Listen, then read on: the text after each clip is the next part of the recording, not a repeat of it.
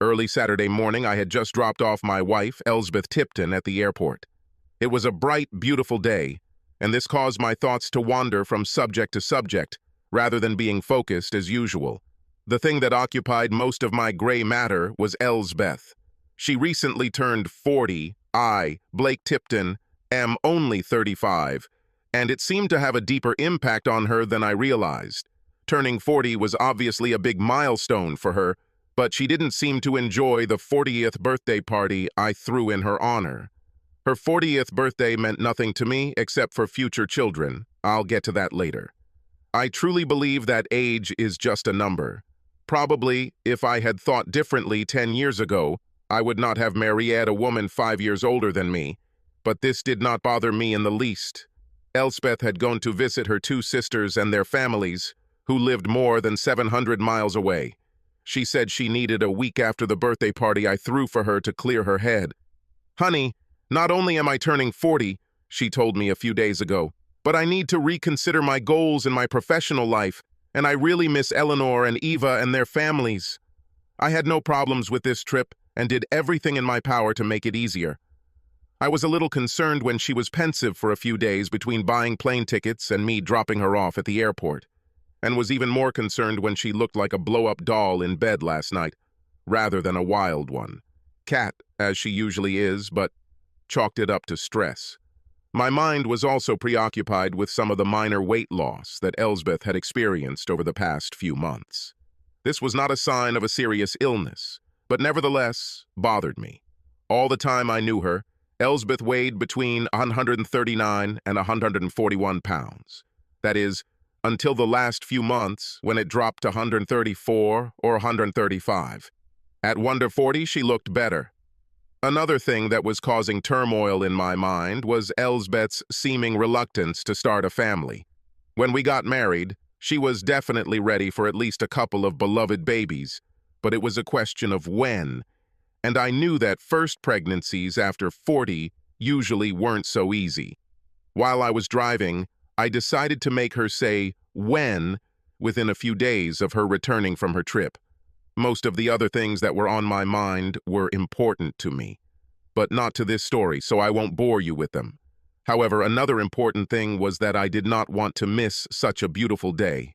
I had not gone hiking for a long time, and I thought that a solo hike would be as useful to me as Elsbeth was to her trip to see her sisters.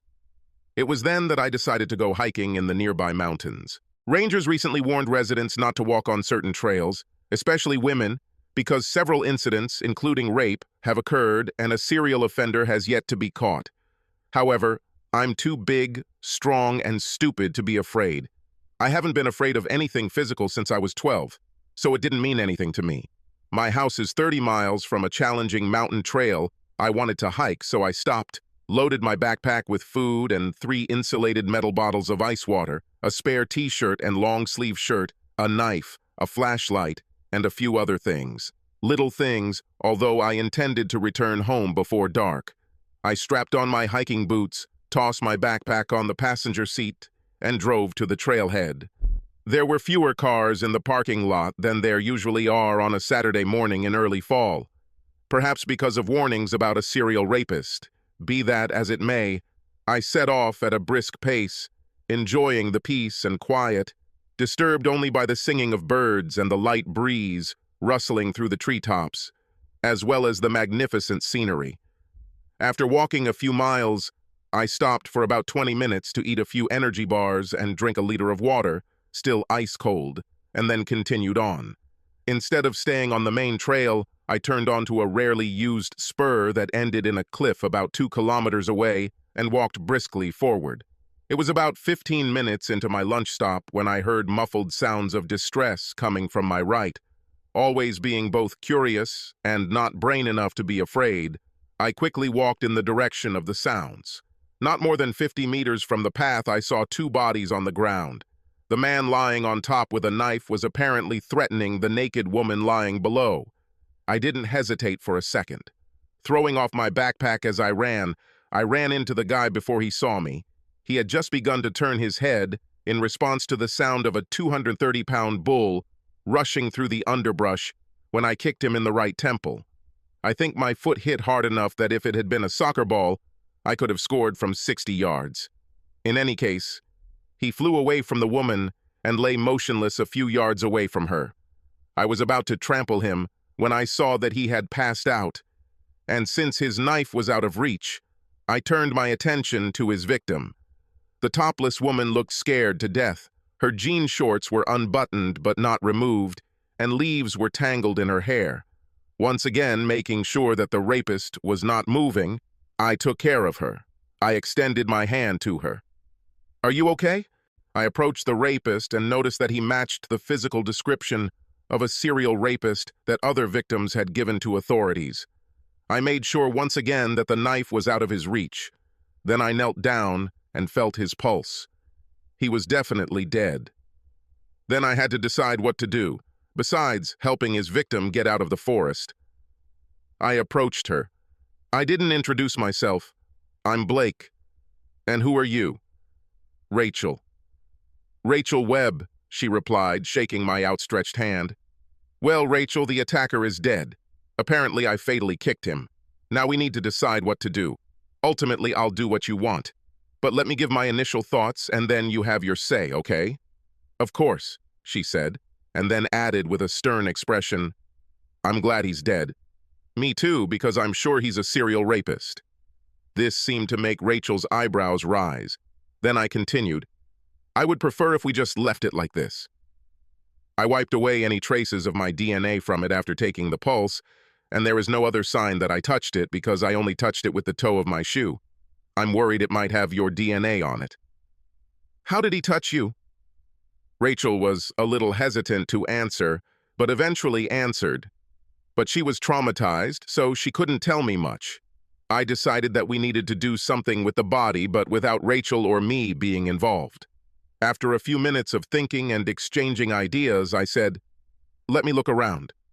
I walked away from the crime scene in the opposite direction of the path, and after about 100 meters, I came to a rock ledge. From the rock outcropping to the fairly deep stream below was about 40 feet. If I had thrown the rapist off the cliff into the creek, any trace of Rachel would probably have been gone within a couple of days. I went back to Rachel and told her my plan, and that I would need her top.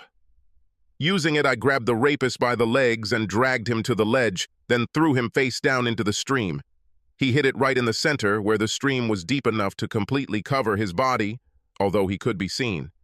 Using her cut bra, Rachel picked up his knife and brought it to me. I threw the knife. It could have been washed downstream, but perhaps not since it landed upstream of the body. "Let me destroy your ruined clothes." "Sounds tempting?" She answered meekly as I put the ruined bra and top into my backpack. When we returned to the crime scene, Rachel began to sob quietly. I sat her down on the rock again and held her until she stopped. She gently pulled away from me. "I'm fine now. Let's get out of here." When we reached the main trail, I slowed down to make sure there was no one else around before we followed it back to the trailhead. During our walk back, I struck up a casual conversation with her, hoping to distract her from her ordeal. She seemed to me to be a fairly stoic woman, and after about half an hour, she seemed to be behaving almost normally, although I thought she might need counseling in the future. I finally worked up the courage to ask why she was hiking alone when the ranger posted a warning about a serial rapist. "I'm from another city. I'm here on business and had to stay over the weekend, so I didn't know anything about the warning, and I love the outdoors. I think I should have been more careful anyway." "Don't beat yourself up," was my answer. "You should be able to walk along a path in the forest without fear. You didn't do anything wrong." We learned a lot about each other in the 2+ hours it took to get to the trailhead, including that she was 29 years old, about to turn 30, married with no children, and a business executive. When we got to the trailhead, her rental car was parked just 2 spaces away from mine, and I was again amazed that the parking lot was so empty on this beautiful early fall day. At the beginning of the trail, I hugged her shoulders again and looked intently. "Listen, Rachel, I suggest you go to a psychologist with whom you have a trusting relationship and talk about your experience. It may take some time to come to your senses, but in just over 3 hours that I've known you, I've learned that you're resilient and quite persistent. Thank you, Blake. You can't even imagine how much I appreciate this." And tears appeared in her eyes. "I know how much you appreciate it, Rachel, and I can say that it was an honor to help you. It was probably the best thing I've done in my life, and I'm glad to know I was helpful." Then, after a pause, I continued. "One thing, remember not to report this to the authorities. In 2 days, I will make an anonymous call from a payphone to the authorities and tell them where they can find the body of a serial rapist. I want the public to no longer be afraid, and during this time, all traces of us will be washed away from him." Rachel stared at me. The sun shone on her, and although I had long ago realized that she was a pleasant-looking woman, I had not realized until that moment that she was much more than just pleasant. She was exotic. "Where should I return your shirt, Blake?" "I'll have to keep it on until I get back to my hotel, but I'll happily return it." "Please keep it. If it brings back bad memories, then throw it away. But actually, you can use it whenever you want to wear something 6 sizes too big for you," I replied with a smile. "Okay," she smiled back. "Good luck, Rachel," I said, kissing the top of her head, and then turned and opened the door of my car. As soon as I got behind the wheel and buckled up, she knocked on the window. "I would like to invite you to dinner to thank you," she said with a smile. As I looked at her beautiful face and remembered the flawless mammary glands that were now protruding from under my shirt, I thought, too much temptation, so I politely declined, telling her that no further thanks were necessary and that I had other plans. Then she shocked me one last time. "What do you think about my breasts?" The way your eyes almost popped out of their sockets when you looked at her, it looked like you thought there was something wrong with her. I know, I instantly blushed. Before I could think of a decent answer, I blurted out, "She is definitely the cutest I've ever seen in my life." When I saw her devilish grin, I became even more embarrassed and left without further ado. I spent the next half hour kicking myself for being a pervert, for staring at her naked breasts, and for my answer to her question. Eventually, I realized I couldn't return either, so I sighed and just drove home, stopping only at the nearest convenience store to throw her ruined top and bra in the trash. That evening, I called Elsbeth, talked to her, both of her sisters and all 5 of their children, briefly with each, bought some takeout for dinner, and went to bed quite early. I was tired and immediately fell asleep. Unfortunately, I woke up in the middle of a deep sleep in a cold sweat, and the most surprising thing was that at that moment, I reached climax. "What the hell?" I groaned. The clock showed 3:08 a.m. I chastised myself for the plot of the most realistic dream of my life and eventually fell asleep again. The next day, Sunday, I was full of energy despite the interrupted night's sleep. I solved a few puzzles in the newspaper, cooked myself a hearty breakfast, did a vigorous weight training session, went on a 20-mile bike ride, and in the middle of the day, took a shower and dressed only in gym shorts, a t-shirt, and flip-flops. I was going through some paperwork for work when my doorbell rang.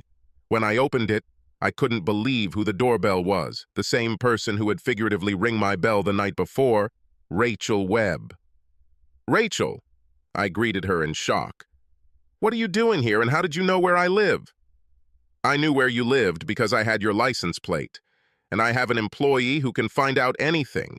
And she easily found it by the license plate, although you, I must add, were quite clever in never telling you. Tell me your last name. As for why I'm here, it's to return the shirt, to say thank you again. And for another reason, can I come in?" Actually, I didn't want to let Rachel in. The thin top she was wearing showed off wonders on her chest, and the shorts clearly showed off her toned legs. However, being a gentleman, I replied, "Of course. Sorry, please come in." I brought Rachel into the living room, and when I picked up my shirt, she said, "Sorry, I didn't have the opportunity to wash it at the hotel. She might have my scent on her," as if the presence of her scent was something negative. "No problem," I replied. "Would you like to drink something?" "Of course, but don't overdo it," she replied. "I was just about to grab a can of seltzer, Rachel." "I'm fine with that, Blake." While sipping seltzer, we first chatted about the weather, how she liked our city, the restaurants she'd eaten at in the past week, and other places to go outside of the ones we've been to. After she thanked me again, she said, "There is another reason to come." I looked at her questioningly. "I'm here for therapy." "Like this?" I asked, truly puzzled. I was afraid that I would have a nightmare at night. Instead, I had one of the most powerful and realistic, wonderful dreams I have ever had. "Really?" I exclaimed. "That's a good sign, isn't it?" I would have thought this was a good sign if it weren't for the fact that the dream made me think. It also made me realize that acting out my dream would provide real therapy, just as it did during the night. Last night, I looked up information on the internet about other victims of the betrayal rapist, as the press calls him. All of them were seriously injured and also raped, and one is still in hospital. You saved me from something that probably would have ruined my life, and that knowledge was very helpful. I was internally happy when she said this, but I didn't want to show it, so I just smiled and said, "I told you that I'm really glad to help." "Yes," she grinned. "In my dream, I remembered something else that you also said, that I have the most beautiful breasts you have ever seen." With that, Rachel stood up and walked over, pulling her top over her head, revealing the juicy delights of her breasts. She took off her top, sat on my lap, and said, "My dream was intense because I dreamed that you were caressing my breasts, poking your charms in my face. That is before you had sex with me," she continued. "For the next 15 minutes or so, my mind was more foggy than any other time in my life. Most of all, I didn't want to change Elsbeth. Most of all, I wanted to caress Rachel's breasts and then have sex with her. Clearly, someone had to back down. I must be a really weak person, because after I had been fondling Rachel's breasts while holding them on my lap for about 10 minutes, I stood up, took off my shirt and shorts, and she had already pulled down her shorts. I picked her up and we moved to our soft, large sofa in the living room. After our quick first round, where we simultaneously peeked, I finally pulled away. She quickly turned around, kissed me hard on the lips, and then moaned, "Please take me to bed."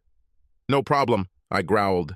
I picked her up, almost ran up the stairs, jumping 2 steps at a time, and laid her on the bed in the guest room. Rachel and I didn't get out of bed for over 2 hours. We ended up just washing off all the sweat and other bodily fluids in the shower, and then, still naked, we called our spouses.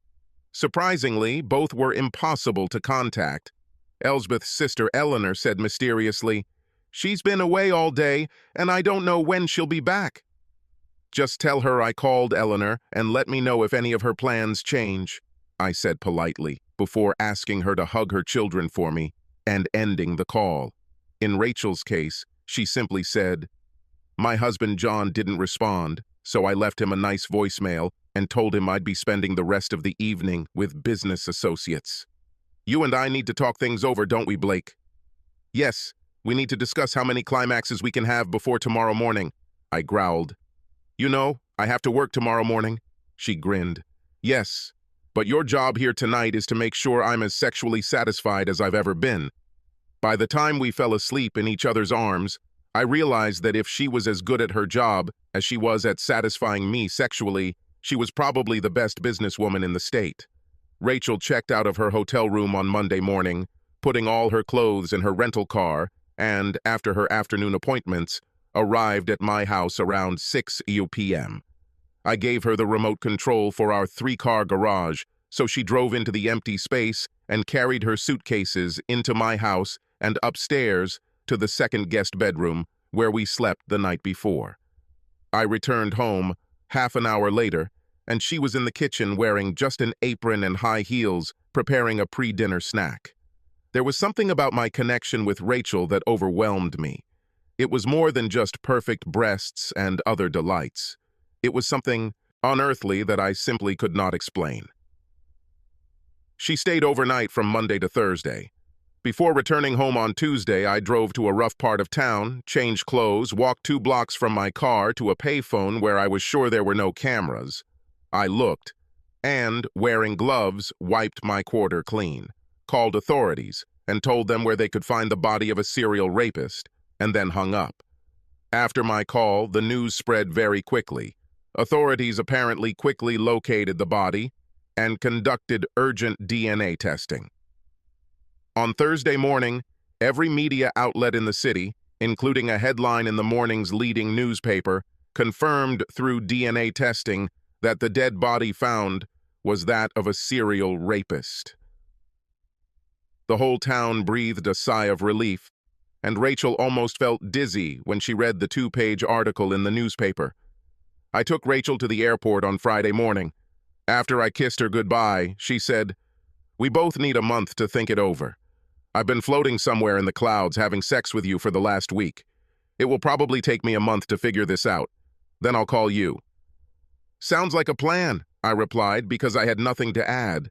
Although it was the best sexual experience of my life, I also really needed time to think. I gave her another quick kiss on the lips, and she disappeared into the airport. Luckily, Elsbeth won't be home until Sunday afternoon, which will give me time to recover from a wild week of sex. When I met Elsbeth at the airport, she seemed rested and fit at the same time. From the moment I dropped Rachel off, I gradually began to feel guilty about my relationship with Rachel. I'd be a real asshole if I didn't feel guilty, but even when I felt really guilty, I knew I was still an asshole. I debated whether to tell her, but decided to wait until we just talked before making a final decision. That night, Elsbeth repeated her blow-up doll image when we had sex, but it didn't really bother me because I was fantasizing about having sex with Rachel. I think Elsbeth wondered why I paid more attention to her breasts than ever before, but she said nothing about it. When we kissed goodbye on Monday morning before work, we both made it clear that we needed to talk that evening. After we ate Chinese takeout that evening and put the dishes in the dishwasher, Elsbeth grabbed a glass of wine and a can of seltzer, and we sat on the porch to talk. She got straight to the point. "Blake, I have 2 things to tell you. I'm embarrassed about the first one and regret the second one, even though I had to do it. I don't want our marriage to end, but I'm afraid that what I did will make you end it." "Is this serious, Elsbeth?" "Yes, I think so, Blake," she sighed. Then, gathering her courage, she spoke. "I've been in a fog for the last few months because I had sex with another guy, twice. He just came to stay for a few days, and I will never see him again. But I had to tell you because I feel guilty. I don't love him, it was clearly a mistake, and he was nowhere near as much of a lover as you. I felt depressed, and you were out of town.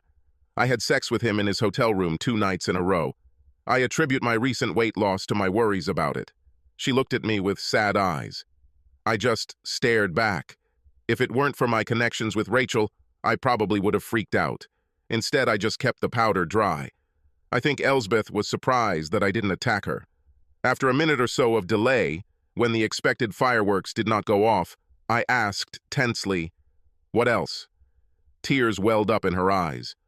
"I believe I can convince you to forgive me for what I just told you." I don't know if you can forgive what I'm going to tell you now, but I really had no choice. Over the past couple of years, the thought of having children has completely driven me crazy. I just can't do it, and to make sure you can't talk me into it, I had an outpatient procedure that will ensure I can't get pregnant. It was on this trip while I was visiting my sisters. Once again, I had a reaction that Elsbeth could never have predicted. The first thoughts that flashed through my head were, I wonder if Rachel will have my children. This thought really freaked me out. After I shook my head, a more traditional thought occurred to me, although with less anger than might have been expected. Well, how things turned out. It was today that I wanted to finally talk to you about the fact that the time has come to take care of the children. Otherwise, I decided, everything would be over between us. So, you answered my question. It's over between us. I'll file for divorce this week. Elsbeth began to cry inexplicably. Why are you crying? You should have known that this would be the end for us. I could survive your date, but I will not accept the refusal to have children after we always agreed that we would have them. I hoped against everything that this wouldn't happen, but combined with my betrayal, I can't blame you. Do you want me to find another place to live immediately? Or are you going to move out? Hell no. I'm not moving out immediately and I'm not asking you to. Walking out the door in the morning without kissing her, I said, "Today I will meet with a divorce lawyer and ask him to draw up a statement of divorce due to irreconcilable differences." I did meet with a family law attorney and hired her to draft the divorce papers. Although I was sorely tempted to call Rachel almost every day in the month since I dropped her off at the airport, for some reason I didn't. I couldn't explain it to myself because I was getting a divorce and would like to see how my relationship with Rachel would turn out in the future. Deep down, I wanted her to make the first move. Almost 6 weeks after the breakup, Rachel called me on my cell phone. "Hello, Blake. Why didn't you call me?" "Hello, Rachel. I was waiting for your call. I wanted to make sure you were really interested in me before I talked to you. If you weren't 6'5" and strong as a gorilla, I would think you were a weakling." She chuckled. "You did it," I grinned in response. "Okay, since we're on the phone, I have to tell you something, Blake bastard." "Oh, and what is it, dear Rachel?" "You probably knocked me up that Sunday when you lured me to your house and then had sex with me all day, that's what." I was silent for a long time. She was silent on the other end of the line. "How do you know that you are pregnant?" "Yesterday I took a blood test, and this morning I vomited. That's how it is." "Are you sure it's from me?" "I just feel it. Also, my doctor says she timed it very well, and 6 weeks is right around when we first had sex. In any case, I can confirm this with a DNA test in just 8 weeks. Why didn't you take birth control?" "Because my previous doctor said that due to the structure of my uterus and fallopian tubes, the likelihood of me ever being able to get pregnant was very low. And for the last 2 years, I had sex with John without contraception and never got pregnant. And the birth control pills that I took for the first few years were contraindicated for me. They made me sick." "What are you going to do?" "I intend to convince you that our connection 6 weeks ago was real, that you want to be a full-time father to our child, and that we will have a wonderful life together." I was silent for some more time. Then she continued, "I can imagine that you forgot how good I look. I'm sending you an update to your iPhone right now. After you get this, call me if you want to remember what I feel like." My phone beeped a few seconds later. The photo sent was of a smiling, naked Rachel. I couldn't help but remember how good she looked. Then I remembered one of my dreams and called her back. "Did you like the photo?" That's how she answered the call. "You know what I want," I answered. "I have a question." "I have the answer," she grinned. "When you breastfeed your baby, will I still have access to your breasts?" "Only if I produce enough milk for both of you." "I've got one more question. When can I come?" I told John I was divorcing him as soon as I found out I was pregnant. "I'm moving into an apartment this weekend. You can help me move on Friday and then have sex with your baby's mother until Sunday." Where should I go? After this, events developed rapidly.